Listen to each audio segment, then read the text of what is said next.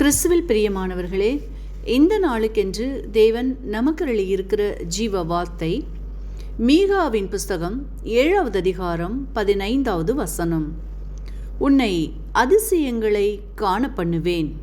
எனக்கு அருமையான சகோதர சகோதரிகளே, இன்றைய நாள் கர்த்தர் உங்கள் வாழ்க்கையில் செய்ய நினைத்த வாக்கு பண்ணின சகல காரியங்களையும் நிறைவேற்றுகின்ற நாளாய் ஆசீர்வதித்து இருக்கின்றார்.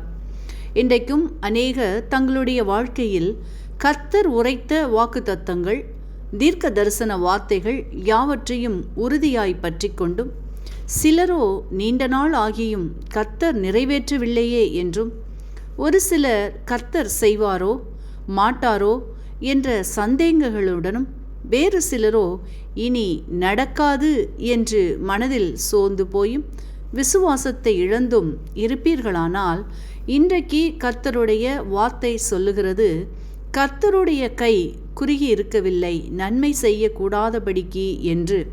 குழப்பங்களுடனும் சந்தேகத்துடனும் காணப்படுகின்ற காரியங்களில், உங்கள் சூழ்நிலைகளில் இன்றைக்கு கர்த்தருடைய கரத்தின் வல்லமையை, அவரின் அற்புத செயலை காணப்போகிறீர்கள். கர்த்தர் செய்ய நினைத்தது தடைபடாது.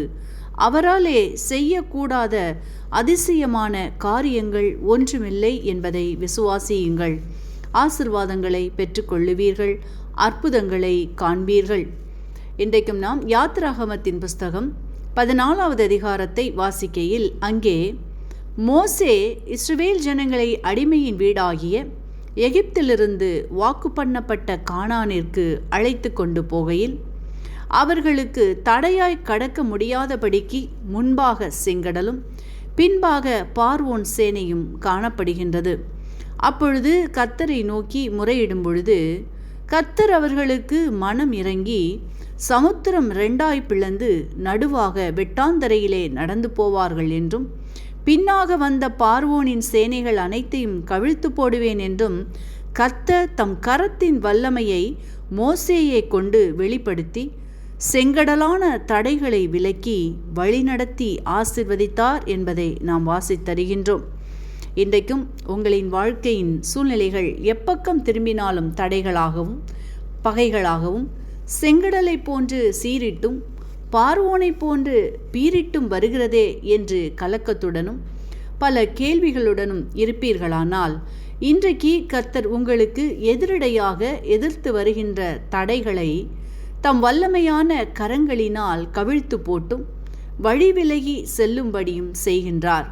இன்றைக்கு நீங்கள் காண்கிற எகிப்தியனை இனி என்றைக்கும் காண மாட்டீர்கள் என்று வாக்கு பண்ணி ஆசீர்வதிக்கின்றார். இரண்டாவதாக யாத்திராகமத்தின் புஸ்தகம் 16வது அதிகாரத்தை நாம் வாசிக்கையில், அங்கே இஸ்ரவேலர்களை மோசே வனாந்திரத்தின் வழியாய் நடத்தி கொண்டு வருகையில், அவர்களுக்கு உண்ணுவதற்கு சாயங்காலத்தில் புசிக்கிறதற்கு இறைச்சியும் விடியற்காலத்தில் திருப்தி அடைகிறதற்கு அப்பத்தையும் கொடுத்து, தம்முடைய அற்புத கரத்தினால் எதிர்பாராத நன்மையை செய்து நடத்தி செல்கிறதை வாசித்தருகின்றோம். இன்றைக்கும் உங்களில் அநேக பல தேவைகளோடும் எதிர்பார்ப்புகளோடும் நீண்ட நாட்களாய் காத்திருப்பீர்கள்.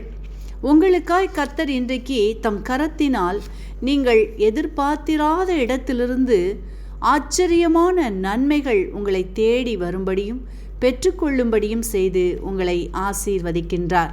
மூன்றாவதாக யாத்திராகமத்தின் புஸ்தகம் 8வது அதிகாரத்தை வாசிக்கையில், அங்கே பார்வோனுக்கு விரோதமாக கர்த்தர் தம் கரத்தை கொண்டு மோசே மூலமாய் வாதைகளை பிறப்பித்தார்.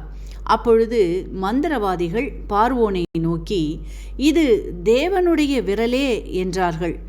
மந்திரவாதிகள் தங்களின் மந்திர வித்தைகளினால் பிரயத்தனம் செய்தார்கள், அவர்களால் கூடாமற் போயிற்று என்று நாம் வாசித்தருகின்றோம்.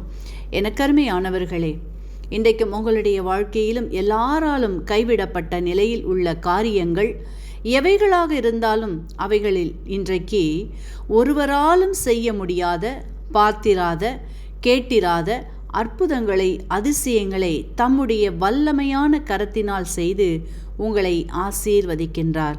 வார்த்தையை விசுவாசிப்பீர்களானால் அதிசயங்களை காண்பீர்கள். உன்னை அதிசயங்களை காண பண்ணுவேன். ஆமேன். இன்றைக்கும் இந்த வார்த்தைகளை கேட்டுக்கொண்டிருக்கின்ற உங்களில் யாரேனும் உங்களின் பாவங்களுக்காக மரித்து உயிர்த்தெழுந்த இயேசுவை அறியாமலும் விசுவாசியாமலும் இருப்பீர்களானால் இன்றைக்கு உங்களை ஒப்புக்கொடுத்து விசுவாசியுங்கள். உங்களின் பாவங்களும் மன்னிக்கப்பட்டு விடுதலையாகி ஆசீர்வதிக்கப்படுவீர்கள். இந்த வார்த்தைகள் மூலமாக கர்த்தர் இன்று உங்களை ஆசீர்வதிப்பாராக.